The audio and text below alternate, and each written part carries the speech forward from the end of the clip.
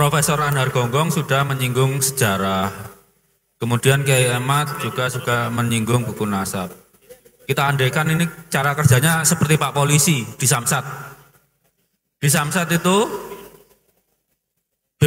BPKB-nya yang ngurus seperti Kiai Ahmad tadi. Asal usulnya gimana? Kemudian berapa kali transaksi pajaknya ya seperti Profesor Anhar Gonggong tadi diurut di sejarahnya. Tapi kan harus cek fisik.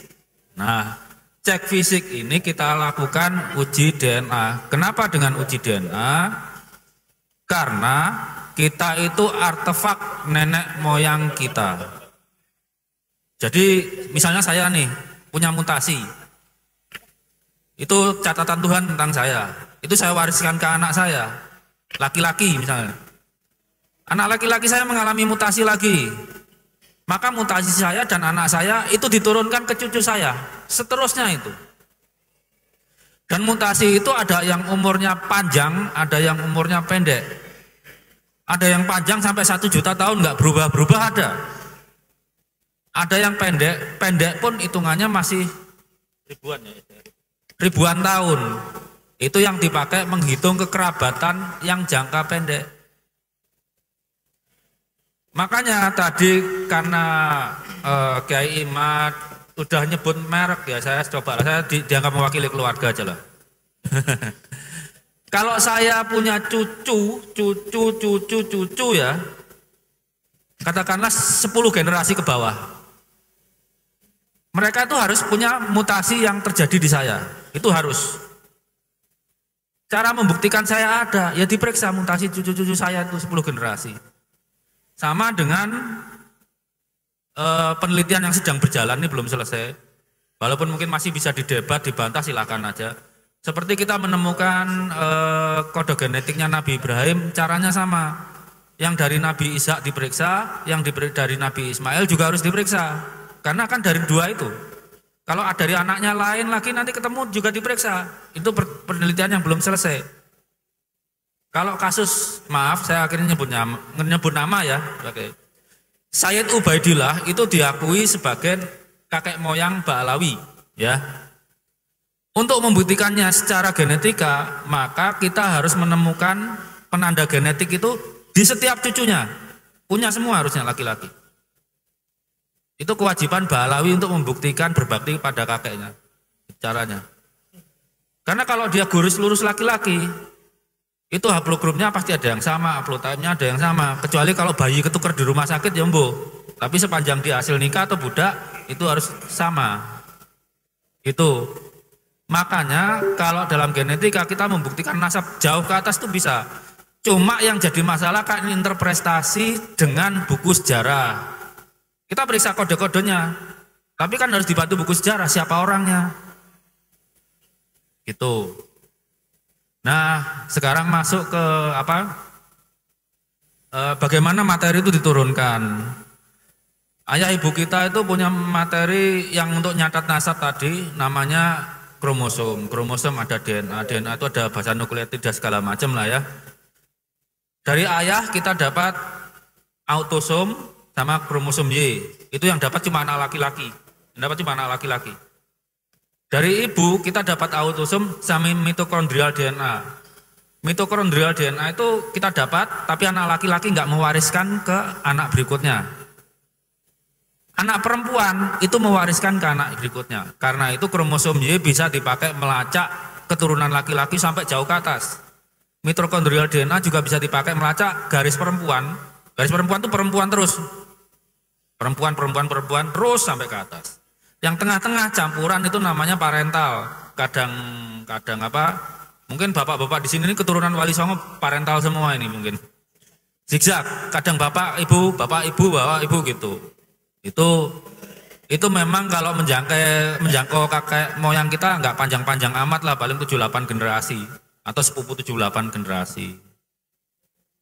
Nah, seperti tadi, kapan mutasi itu terjadi? Misalnya dari saya ke anak laki-laki gitu ya.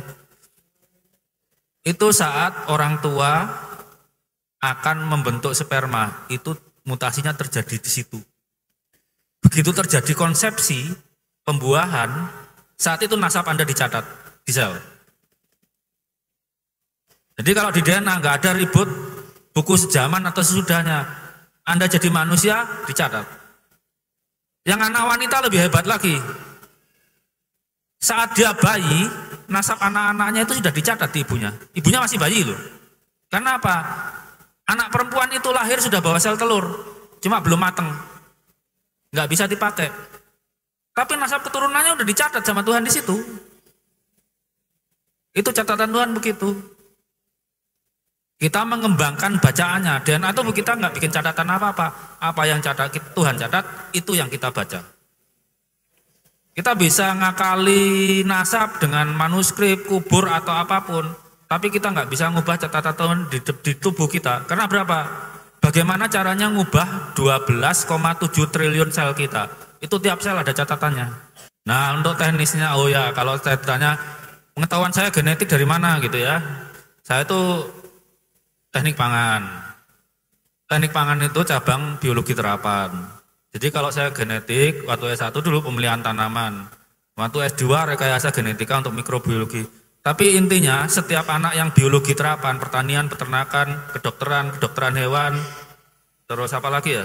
Mikrobiologi, teknik lingkungan, pasti dibekali genetik. Persoalan nasab ini mereka ngerti bener kok. Pasti ngerti bener. Karena sebetulnya nggak sampai kita dokter turun tangan, nggak, mereka ngerti. Coba dikumpulin anak biologi 10 ngerti semua itu. Nah ini selanjutnya yang pematerinya Bu Rere. Bu Rere ini kepala lab genomik. Jadi kalau mau uji DNA silakan menghubungi. Nanti kan hasilnya dari lembaga negara ya. Kalau mau tes DNA silakan. Cuma ya ada biayanya, nggak mungkin biaya. Terus itu Dr. Ari Kaim. Beliau itu juga pakar taksonomi, etnobotani ya. Nah, jadi genetika yang berkaitan dengan etnis juga beliau. Dan itu Dr. Sandi itu genetikanya berkait dengan kesehatan. Nanti bergantian lah kami akan menjawab. Waktu dan tempat pematerinya siapa ini? Bu Rere, monggo. Baik, terima kasih. Assalamualaikum warahmatullahi wabarakatuh. Ya sebenarnya surprise buat saya. Kenapa? Karena saya hadir di antara para ulama ya, gitu yang memang itu kalangan yang tidak biasa menurut saya. Karena kan biasanya kan peneliti gitu. Tapi hari ini saya berhadapan dengan Bapak Ibu yang memang ada di jalurnya yang memang perlu saya share pengetahuan yang saya punya ke Bapak Ibu semua. Dan saya ini memang kuliahnya itu di bidang dari awal itu biologi. Jadi kurang lebih paham itu seperti apa gen penurunannya segala macam itu.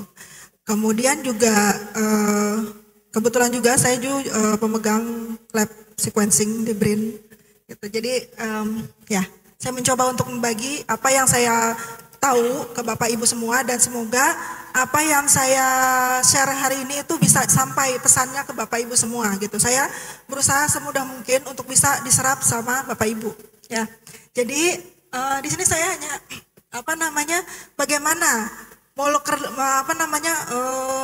analisis keturunan itu dapat divalidasi menggunakan molekular DNA atau kita sebutnya level DNA. Karena kenapa? Ada yang lanjut Pak, silakan. Ya, jadi kita bisa lihat bahwa basicnya DNA profiling itu adalah bahwa setiap individu itu unik ya. Jelas unik. Kenapa? Karena tiap orang itu beda-beda, nggak ada yang sama gitu. Nanti penjelasannya itu ada. Kenapa Bapak itu beda, saya dengan adik saya itu beda gitu. Itu ada penjelasannya. Meskipun satu keturunan orang tua gitu. Kemudian ini juga, maaf ya saya berdiri aja Pak. Di sini kita bisa lihat bahwa subset keturunan itu dapat mendiferensi setiap individu, jadi bisa membedakan setiap individu di antara kita, gitu kan. Kemudian secara DNA taping ini juga dibentuk secara efisien dan kemudian juga direproduksi juga secara spesifik, makanya ada perbedaan-perbedaan itu. Kemudian kenapa kita perlu DNA test? Jadi untuk melihat bagaimana res, kemudian jangankan cuman keturunan ya, penyakit juga bisa kita lihat di situ. Jadi misalkan kita punya penyakit diabetes nih, kita sekuen DNA kita, Nah, untuk penerapannya tiap orang itu beda-beda. Itu gunanya DNA typing. Itu termasuk juga adanya informasi warna bulu mata, rambut, tinggi badan dan sebagainya. Silakan Pak, lanjut. Ya, ini kurang lebih Bapak Ibu, saya kira di sini juga kan universitas ya, Bapak Ibu yang mungkin tahu apa itu molekuler lebih pintar daripada saya. Di sini kita DNA itu adanya dalam sel, tetapi kita punya sel darah merah. Sel darah merah itu di dalamnya itu ternyata tidak punya inti sel. Jadi DNA kita itu tidak ada di situ. DNA kita itu adanya di sel darah putih. Nah, sel darah putih itu punya inti. Kita tanya dong, kenapa sel darah merah nggak punya DNA? Kenapa? Karena sel darah merah itu tidak punya inti sel. Yang punya inti sel adalah sel darah putih. Karena itu DNA itu adanya di sel darah putih gitu, Bapak Ibu. Ya, lanjut Pak. Nah, ini adalah pengetahuan dasar yang harus kita pahami. Apa itu? Kenapa yang harus kita istilah-istilah ini yang harus kita tahu? Pertama fenotip. Fenotip kita itu adalah Bapak Ibu bisa lihat sifat fisik yang bisa diamati, misalkan daun warnanya hijau gitu kan. Terus kemudian bunga ros itu warnanya merah. Kemudian juga rambut orang warnanya hitam. Kemudian bola mata warnanya lensa mata warnanya apa gitu. Nah, itu termasuk fenotip. Kemudian ternyata fenotip ini dikendalikan oleh genotip. Jadi Bapak Ibu bisa beragam karena ada genotip yang beda-beda di antara Bapak Ibu gitu. Kemudian ada juga, kita juga perlu tahu apa itu homozigot. Homozigot itu adalah pewarisan alel yang identik dari kedua orang tuanya. Gini, contohnya yang gampang adalah Bapak Ibu punya, dua-duanya punya mata coklat. Berarti anaknya itu dominan menurunkan warnanya coklat semua gitu. Tetapi jangan risau, oh anak saya warnanya nggak coklat nih, jadi bukan anak saya, nggak gitu. Nah, itu ada yang namanya heterozigot. Heterozigot ini menutupi sifat yang tidak dominan. Jadi misalkan yang satu rambutnya keriting, yang satu enggak lurus. Nah, ternyata yang lahir anaknya ini yang keriting. Berarti yang lurus ini ditutupi rambutnya oleh yang keriting. Misalkan bapaknya keriting gitu rambutnya. Seperti itu. Contoh gampangnya ya. Nah, ini adalah variasi alel. Misalkan yang tadi saya bilang gennya itu warna matanya ada macam-macam kan, kemudian juga rambut juga sama macam-macam. Nah, ini alel variasi alel diantara kita semua. Tuh, lanjut Pak. Kemudian kita juga perlu apa sih yang tadi dibilang, kayaknya dari tadi udah dikasih tahu ya, gen itu apa, kromosom itu apa, DNA itu apa. Jadi saya nerahinnya nggak banyak-banyak karena udah lebih jelas kayaknya diteranginnya Pak. Gitu. Jadi kita bisa lihat bahwa ini kita bisa lihat ya, sentromer, kromosom itu di dalamnya itu ada seperti Bapak Ibu tahu gulungan layangan. Nah, gulungan layangan ini mirip dengan kromosom gitu. Nah, setelah digulung-gulung di dalamnya ini tuh ada ini gulungan benang layangan, itu di dalamnya ada histon namanya. Histonnya ini adalah membungkus DNA kita. Bayangkan kalau DNA kita dijejerkan, itu nggak akan sepulau Indonesia juga nggak akan cukup karena itu dia digulung-gulung gitu ya, subhanallah ya. Jadi sangat rumit dan complicated ciptaan dari Allah itu ya. Itu hanya kromosom yang tidak bisa kita lihat dengan mata langsung. Tapi kalau pakai mikroskop bisa dilihat. Lanjut Pak. Ya, kita juga mengenal apa itu pewarisan keturunan. Itu ada namanya hukum Mendel. Hukum Mendel itu ada dua, yaitu hukum Mendel segregasi, di mana satu organisme itu dikarakterisasi oleh pasangan alel yang tadi saya bilang, alel variasi alel kayak seperti itu.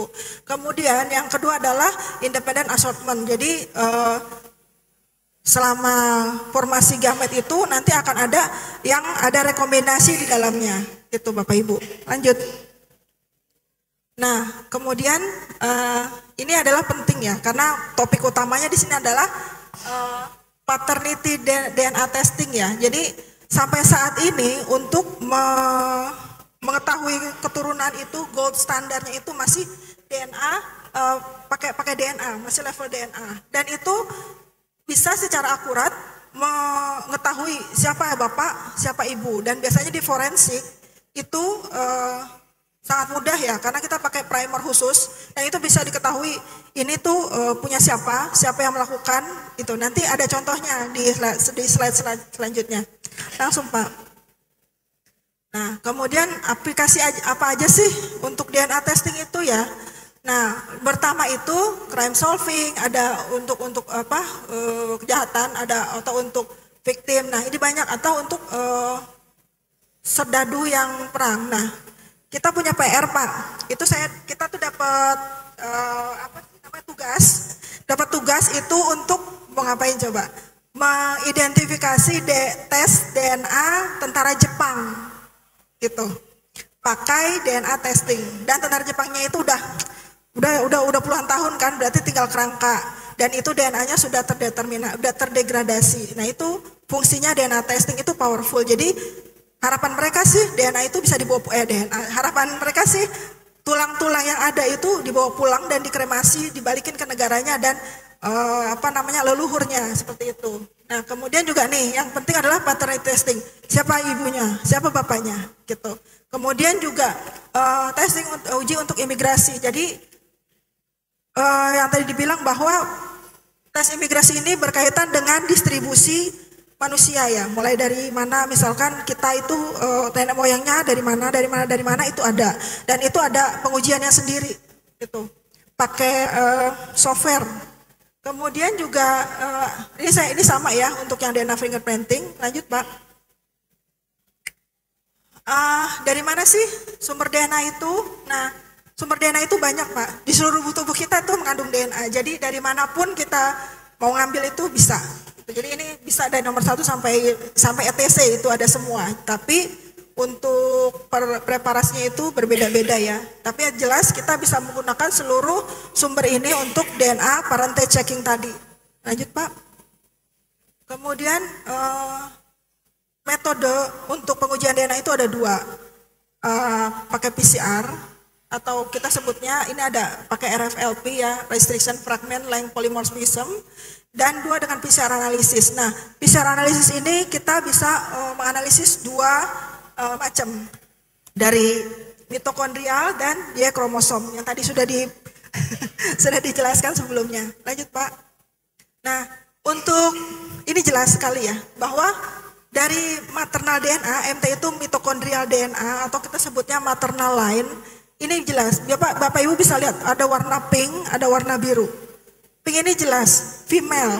Female itu kan dari garis ibu ya. Itu semuanya turun ke daerah ibu. Kemudian juga bapak, itu turun ke daerah bapak. Tidak ada segregasi di daerah keduanya, nggak ada gitu. Jadi nggak ada misalkan female ini ke sini, nggak. Tapi dari bapaknya, dari garis ayah ya turun semua ke ayah. Lanjut Pak. Nah, ini yang lebih jelas bahwa path of DNA males itu bisa dilihat dari anak laki turun ke ayahnya laki semua, paternal grandfather nggak ada. Ini namanya turun dari male itu ke mother, nggak ada gitu. Lanjut Pak. Nah, ini yang saya bilang RFLP method. Jadi non PCR yang saya tadi bilang, tapi ini rumit karena kita perlu enzim yang bisa memotong DNA kita, tapi itu bisa polanya itu bisa dilihat Pak gitu. Jadi kalau misalkan saya, Bapak itu polanya itu sama, kemungkinan kita satu darah. Tapi kalau misalkan saya sama Bapak itu pola potongnya itu beda-beda, berarti itu berbeda gitu. Jadi orang yang berbeda. Seperti itu. Ini gampangnya ya Pak. Ini agak rumit untuk prosesnya. Lanjut Pak. Nah, tapi kita sekarang punya teknologi namanya PCR metode, di mana itu kayak pengkopian DNA. Jadi DNA dengan fragmen kecil itu bisa dikopi dalam jumlah banyak, makanya tidak perlu DNA banyak untuk tes DNA ya, hanya sejumlah kecil aja. Nih bisa dilihat kan, hanya sejumlah kecil DNA dan itu diamplifikasi. Jadi untuk keperluan lanjutan. Lanjut Pak. Nah, ini adalah ilustrasi dari bagaimana siklus PCR itu diulang. Kenapa disebut PCR? Karena itu merupakan reaksi berantai dan berulang. Jadi satu kopi DNA kemudian ada beberapa siklus ya Bapak Ibu, karena PCR itu ada sekitar 40 siklus, jadi dia muter lagi. Nanti jelasnya ada di bagian slide bawah. Kita bisa lihat dari yang cuma 2 kopi DNA akhirnya jadi banyak, dia 1 miliaran kopi DNA pada saat siklusnya udah mencapai 30 siklus, dan ini membutuhkan waktu sekitar 2 jam untuk sampai dapat segini 1 miliar. Lanjut Pak. Nah ini bisa prosesnya kayak apa sih? Nah Bapak Ibu, DNA kita itu punya yang namanya kalau kita bisa lihat itu kayak karet atau gampangnya resleting. Ya, resleting itu kan satu set, ya kan? Resleting satu set. Nah, untuk bisa dibuat dan digunakan untuk PCR itu harus dibuka resletingnya. Nah, untuk dibuka kunci resletingnya itu pakai pemanasan yang cukup tinggi. Jadi 95 sampai 96 derajat Celcius, biasanya 1 menit 30 detik sampai 1 menit. Jadi kemudian terbuka nih. Terbuka DNA-nya, ini ilustrasinya. Jadi terbuka, mirip resleting kan ya. Itu namanya denaturasi, pemisahan DNA yang tadinya double strand menjadi single strand, jadi 1 gitu. Lanjut Pak. Nah kemudian di siklus kedua, step kedua itu ada annealing, penempelan pasangan primer. Nah kenapa kita perlu? Ini saya selanjut dulu ya, nanti ada penjelasannya. Ini penempelan primer, jadi dia bisa bisa memposisikan DNA target. Lanjut Pak. Nah kemudian akhirnya dipanjangin lagi, dibikin kopi baru sampai dia target yang sesuai yang kita mau, gitu. Langsung lanjut Bapak Ibu. Nah kemudian ini adalah hasil tiruannya, hasil tiruan dari DNA sekuennya. Ini udah lengkap. Dari yang target sekuennya 1, ditempelin primer di sebelah situ, kemudian dipanjangkan dengan DNTP namanya ya. Jadi karena DNA itu kan terdiri dari 4 basa ya. Nah ini nempel di sini, kemudian nanti jadi strand baru yang saya bilang kopi. Jadi 2, jadi 4, 6, 8 gitu. Lanjut Bapak. Nah kemudian apa sih persyaratan PCR-nya ya gitu. Nah ini yang perlu kita tahu, bahwa persyaratan PCR yang kita mau untuk tes DNA kita itu ada 2 utamanya, yaitu genom DNA yang tadi saya bilang, saya sebutkan apa aja sumbernya. Kemudian yang kedua adalah primer atau marker. Nah markernya ini adalah sekuen unik DNA yang terdiri dari 20 sampai 30 basa dan sebagai titik awal dari sintetik DNA. Jadi di sini nih misalkan ya. Ini targetnya di sini. Berarti saya mesti bikin primer di sini nih. Di sini. Itu namanya primer. Jadi hanya mengapit daerah target yang kita mau. Gitu. Lanjut Pak. Kemudian ini saya bilang kita harus mengisolasi genom DNA karena kita perlukan untuk PCR tadi. Kita sebutnya untuk cetakan DNA. Mulai ada 4 proses. Pertama kita melisiskan sel, yang kedua mengisolasi DNA biasanya dengan bantuan enzim. Kemudian yang ketiga itu presepitasi DNA atau pemurnian DNA dan kuantifikasi. Nah, ini adalah untuk melisiskan sel karena kenapa harus diisis selnya? Karena kan DNA adanya di dalam inti sel. Jadi untuk dikeluarkannya harus dilisis dulu gitu. Kira-kira Bapak Ibu ngerti nggak ya sampai sini saya ngomong?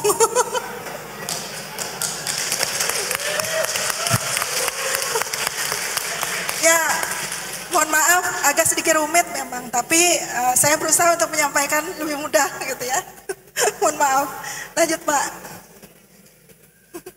Nah, ini proses yang kedua, ekstraksi.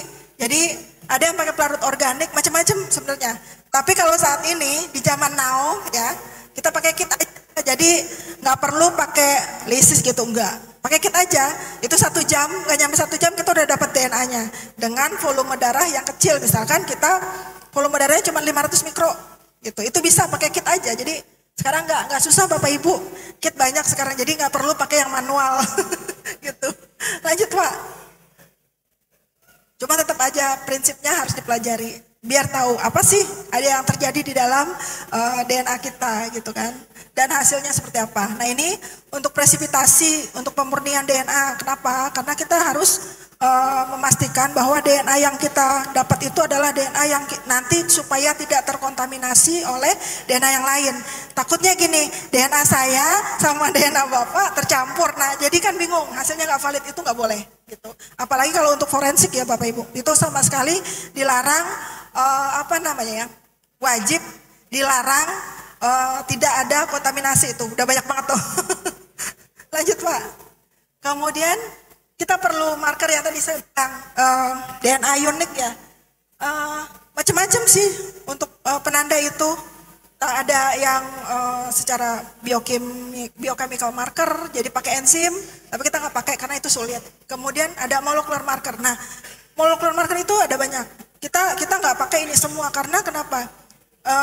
Yang 3 ini agak rumit pembacaannya. Jadi makin kesini ilmu itu makin berkembang. Jadi makin mudah kita untuk bisa mengerti dan makin mudah kita untuk bisa mencari tahu apa yang terjadi dan apa perbedaan di dalamnya gitu. Lanjut Pak.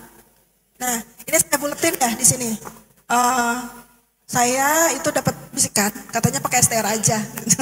Jadi saya buletin STR-nya aja. Short tandem repeat. Short tandem repeat itu merupakan termasuk marker mikrosatelit.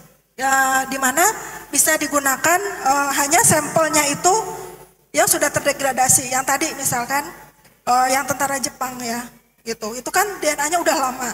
Mungkin juga udah tercampur tanah, tercampur jamur segala macam. Nah itu bisa digunakan mikrosatelit. Itu lebih mudah gitu. Saya pernah penelitian, saya pernah ikut project Australia Indonesia itu pakai mikrosatelit marker. Itu sekitar 250-an panel mikrosatelit marker dengan sampel 6.000 sampel. Itu powerful Pak. Saya ngeliat sendiri bagaimana kalau pakai mikrosatelit itu bisa membedakan ayah dan ibu. Kalau misalkan itu beda gitu ya, itu kelihatan Pak. Itu langsung di exclude dari sampel. Itu saya makanya pas dibilang di sini mau ini pakai STR, oh ya kurang lebih saya dapat gambarannya gitu.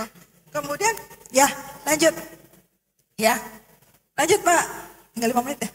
Nah ini PCR komponennya, ada enzim, ada PCR plasmid tadi. Kemudian lanjut Pak, yang lebih itu. Nah ini dia kenapa harus diamplifikasi supaya tadi kopinya bisa banyak dan bisa dibaca. Lanjut Pak. Kita langsung aja, ini untuk visualisasinya. Jadi kita bisa melihat hasil PCR yang kita mau itu pakai ini UV transilluminator, dan ini hasilnya. Ini kebetulan punya saya sendiri. Ini tuh membedakan sapi Bali. Saya punya sampel sapi Bali, tapi saya nggak tahu jantan dan betina. Saya pakai primer SRY. Ternyata saya punya sapi Bali cuma 1. Dari saya kulit sampel ada 150 sampel, sapi Bali cuma 1. Yang lain betina semua. Lanjut Pak. Nah ini STR yang saya bilang tadi.